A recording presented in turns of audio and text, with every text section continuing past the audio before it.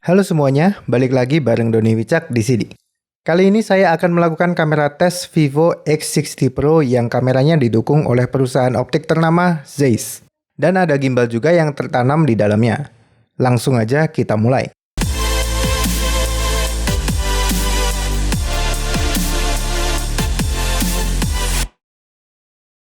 Mulai dengan main kamera yang punya spesifikasi 48 megapiksel f1.5 dengan sensor Sony IMX598, lensa telefoto 13 megapiksel f2.5 dan ultrawide 13 megapiksel f2.2.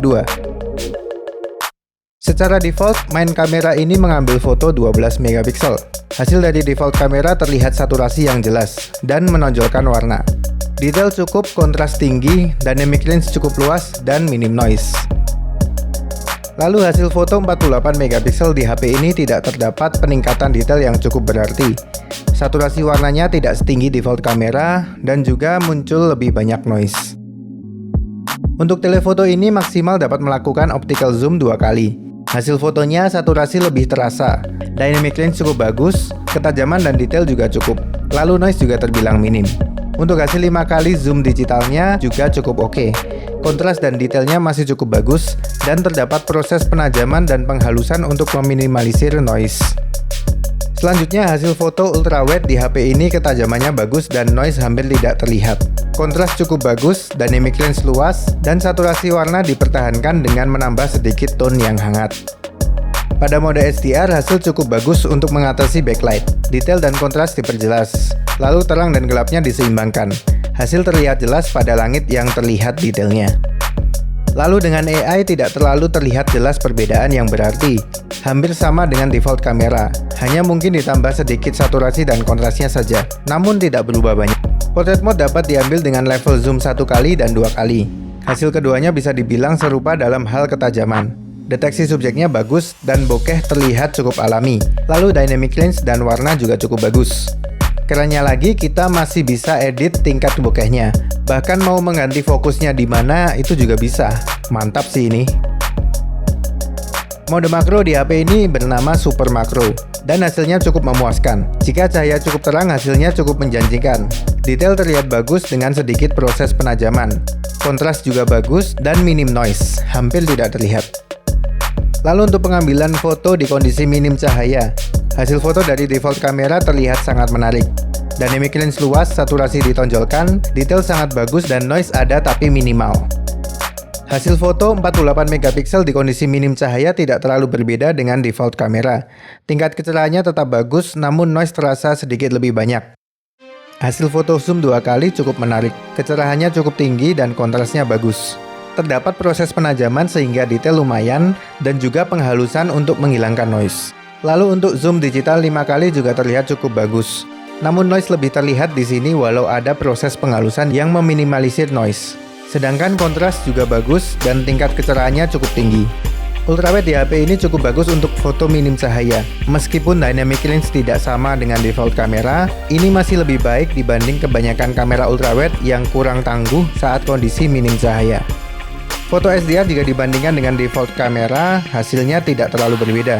Namun tetap mengagumkan karena hasilnya terang, kontras cukup baik, dan detail juga cukup. Mode AI di kondisi minim cahaya tidak terlalu berbeda dengan default kamera juga. Hasil fotonya cukup tinggi kecerahannya, namun sedikit ditonjolkan saturasi dan kontrasnya. Mode malam memang membuat beberapa perbedaan. Tingkat kecerahannya tinggi, bagian yang gelap juga diterangkan dengan cukup baik. Kontras bagus dan detail juga lembut. Noise ada tapi masih terbilang minim.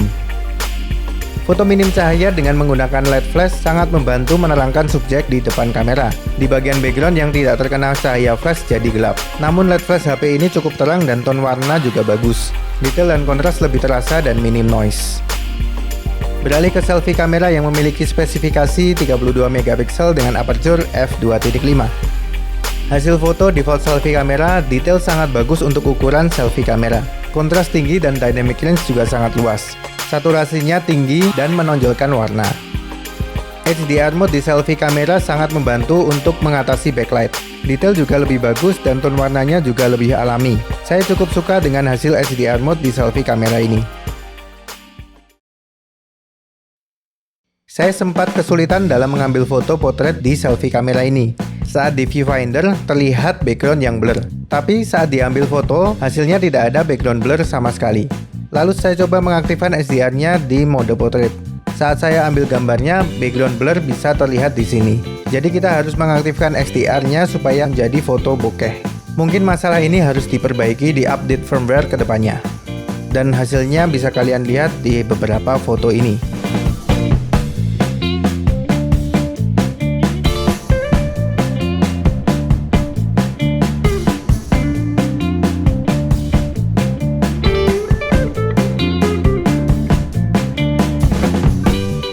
Default selfie kamera di kondisi minim cahaya cukup tangguh menghasilkan foto dengan detail yang cukup. Kecerahannya ditingkatkan dan kontras juga bagus. Tapi noise cukup terlihat walau bisa dibilang minim. Hasil SDR di kondisi minim cahaya tidak terlalu berbeda dengan default selfie kamera, tapi terdapat sedikit perbedaan warna dan detail yang diperjelas. Noise juga masih sedikit terlihat. Night mode di selfie kamera menggunakan teknologi AI Extreme Night, membantu menghasilkan foto yang cerah. Terdapat proses penghalusan untuk menghilangkan noise, namun detail di wajah terlihat dihaluskan juga, jadi terlihat kurang alami.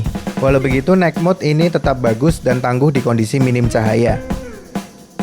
Untuk membantu pencahayaan selfie kamera di kondisi minim cahaya, terdapat screen fill light.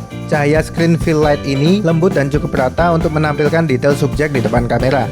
Hasil fotonya detail dan kontrasnya bagus, serta lebih minim noise. Sekarang lanjut ke hasil perekaman videonya mulai dari main kamera. Main kamera dapat merekam video dengan resolusi 720p, 1080p, dan juga 4K, lalu masing-masing pada 30 dan 60 fps. Hasil videonya mengagumkan, detail dan kontras sangat bagus, tingkat kecerahannya tinggi dan dynamic range juga luas.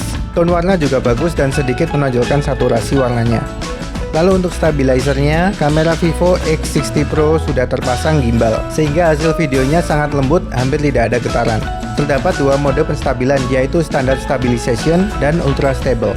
Standard Stabilization bisa aktif di resolusi 720p 30 dan 60 fps, 1080p 30 dan 60 fps, serta 4K 30 fps. Sedangkan Ultra Stable hanya aktif di resolusi 1080p 60 fps. Lalu juga terdapat audio noise reduction, sehingga hasil audionya minim noise dan kualitasnya cukup memuaskan. Lalu untuk perekaman video saat kondisi minim cahaya, walau hasilnya banyak noise, namun kecerahannya cukup. Detail dan kontras juga tetap bagus. Untuk menambah pencahayaan saat merekam video minim cahaya dapat memanfaatkan fill light. Fill light di HP ini cahayanya cukup terang namun jangkauannya tidak terlalu jauh. Namun ini juga sudah cukup bagus untuk menerangi subjek di depan kamera. Selanjutnya perekaman video selfie kamera yang mampu merekam video di resolusi 720p 30 fps dan 1080p 30 fps. Hasil videonya mantap, detail dan kontrasnya bagus, dynamic range cukup luas, dan di selfie kamera ini juga terdapat audio noise reduction, sehingga suaranya bisa fokus dan minim noise. Saya puas dengan hasil perekaman video selfie kamera ini. Sedangkan untuk video selfie kamera di kondisi minim cahaya hasilnya banyak noise.